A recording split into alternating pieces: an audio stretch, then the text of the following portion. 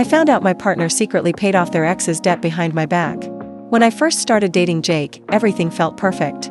He was kind, thoughtful, and made me feel like I was the center of his world. But there was one thing about him that always made me uncomfortable: his relationship with his ex, Melissa. From the beginning, he was upfront about them being friends. He assured me there was nothing romantic between them anymore and that they had simply stayed close after their breakup. At first, I tried to be understanding. I didn't want to be the insecure girlfriend who demanded he cut ties with someone who had once been important to him. But Melissa's presence in our lives was constant. She wasn't just a casual friend who popped in every now and then. She was always there, texting him, calling him, and even showing up to hangouts that were supposed to be just us. It was like she never really left. There were little things that started to chip away at my confidence. For example, when Jake and I went out to dinner one night, Melissa called him 3 times in a row because she was upset about something at work. Instead of silencing his phone, he excused himself to take her call, leaving me sitting at the table alone for nearly 20 minutes. When he came back, he shrugged it off like it was no big deal and said she just needed someone to vent to. I tried to talk to him about it, but he brushed my concerns aside. He insisted their relationship was completely platonic and that I had nothing to worry about. "Melissa and I have history," he said, "but it's in the past. You're my present and future." It sounded reassuring at the time, but his actions didn't match his words. Things escalated when Melissa began inviting Jake to events without including me. There was a time she hosted a birthday dinner and didn't extend an invitation to me, even though Jake and I had been dating for over a year. Jake went anyway, saying he didn't want to hurt her feelings. I was left at home, feeling like an outsider in my own relationship.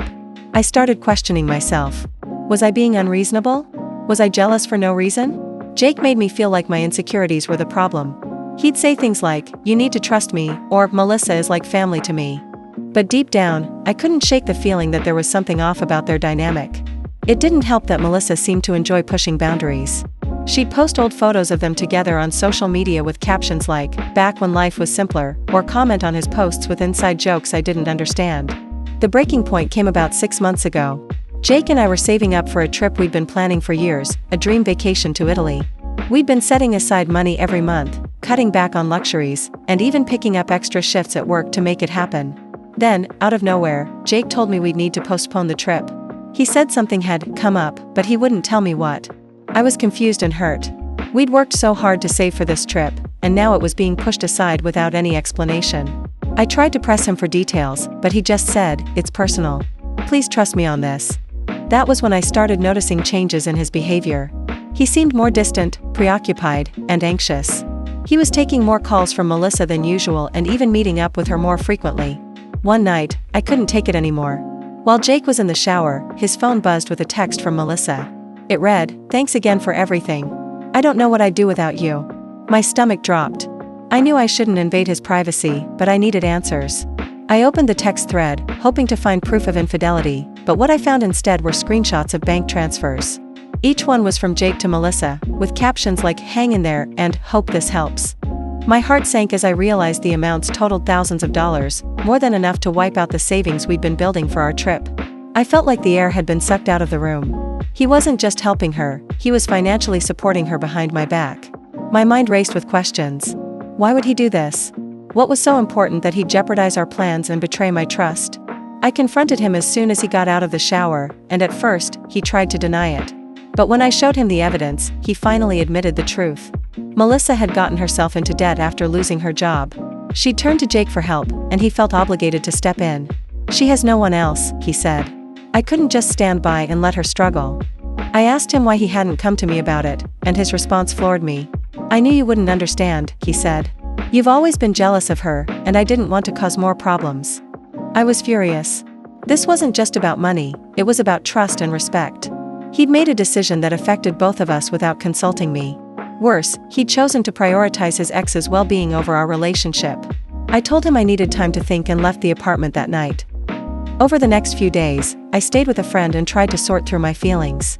Part of me wanted to believe Jake's intentions were pure, but another part of me couldn't ignore the pattern of behavior that had plagued our relationship from the start. Melissa had always been a presence between us, and now it was clear she wasn't going anywhere. Jake called and texted repeatedly, begging me to come home so we could talk. He said he loved me and didn't want to lose me, but his words felt hollow.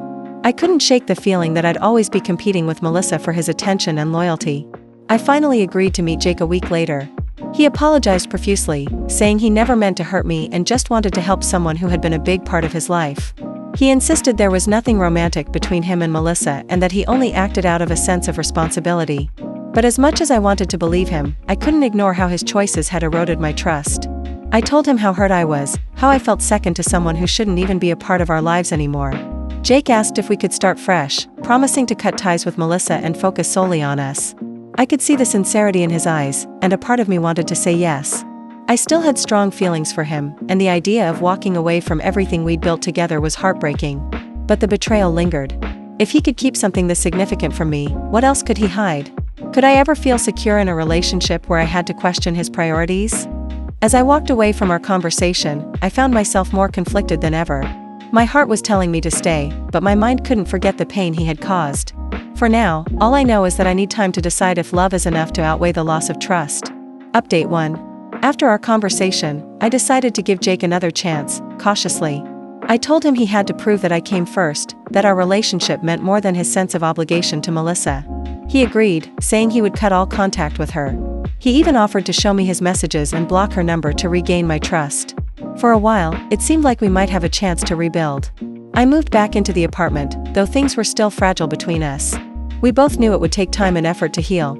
Jake was being attentive, trying to show me he was committed to us. I wanted to believe him so badly. Despite everything, I still loved him, and I thought maybe we could get past this. Then Melissa showed up. It happened on a quiet Saturday morning. I was in the kitchen making coffee when I heard a knock at the door. Jake glanced at me nervously and said, "I'll get it." Something in his tone immediately put me on edge. When he opened the door, there she was, Melissa, standing there like she owned the place. She didn't even glance at me as she pushed her way inside, holding up her phone and saying, "Jake, I need to talk to you. This is serious." My heart sank. I couldn't believe she had the audacity to show up unannounced, especially after everything. Before Jake could respond, I stepped forward and said, "What the hell are you doing here?" Melissa finally looked at me, her expression cold and dismissive. "This doesn't concern you," she said flatly. "Oh, it absolutely does," I shot back. "You've been a constant issue in our relationship, and Jake promised he was done with you. So, again, what are you doing here?" Jake tried to intervene, holding up his hands. "Melissa, I told you not to come here. Whatever it is, we'll talk about it later." Melissa ignored him and turned back to me. "I don't know why you're making such a big deal out of this. Jake and I have been friends for years, and that's not going to change just because you're insecure." That was the breaking point.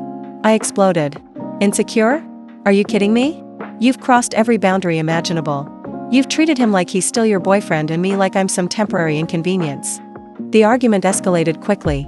Melissa accused me of trying to control Jake, saying I didn't understand their history. I fired back, pointing out how she'd manipulated him and taken advantage of his kindness. Jake stood there, frozen, as we yelled at each other.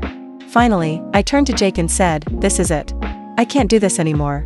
If you're not willing to stand up to her, then there's no future for us." Jake looked torn, but he didn't say a word. His silence spoke volumes. I grabbed my coat and walked out the door, my heart breaking with every step. Jake called after me, but I didn't stop. I knew in that moment that our relationship was over.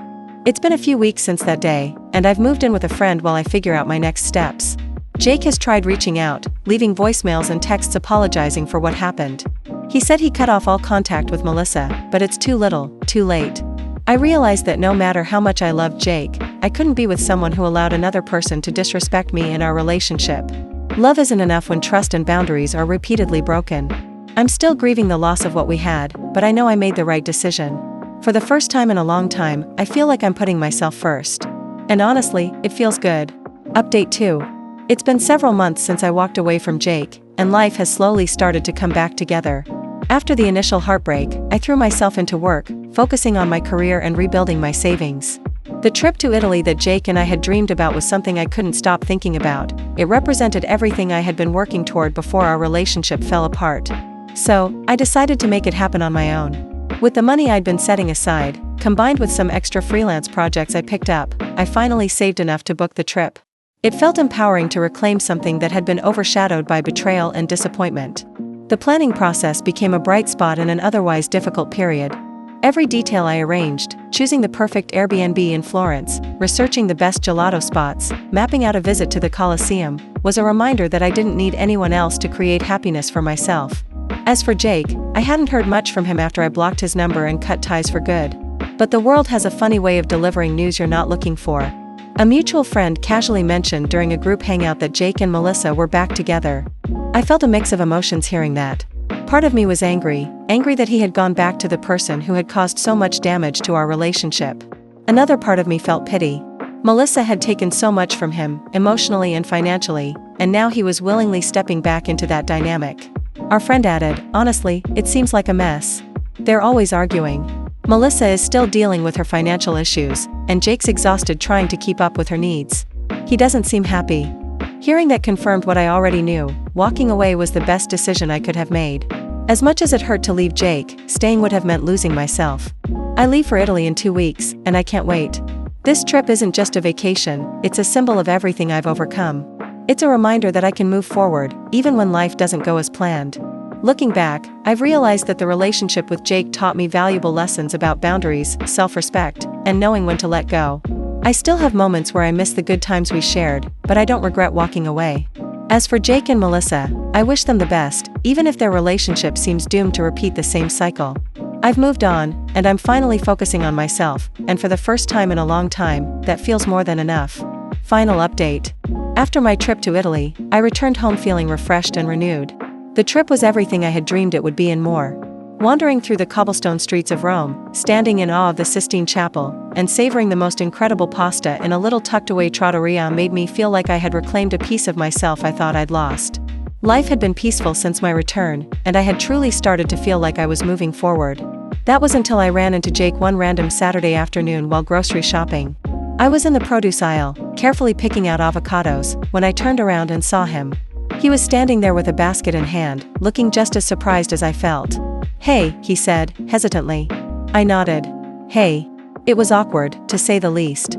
We made small talk for a minute. He asked how I'd been, and I told him about the Italy trip, though I kept it vague. He mentioned that things had been up and down lately, but he didn't elaborate. I didn't ask. After a polite but brief exchange, I said I had to go and left, thinking that would be the end of it. But later that evening, I received a long text message from Jake. "Hi, I know running into you today was unexpected, and I didn't get to say what I really wanted to. I've been doing a lot of thinking since we broke up, and I just need to get this off my chest. First, I want to apologize, really apologize, for everything I put you through. You didn't deserve the way I prioritized Melissa over you, the secrets, or the financial betrayal. I see now how much I took you for granted, and it's one of my biggest regrets. Melissa and I are no longer together. Things fell apart a few months ago, and honestly, I should have seen it coming.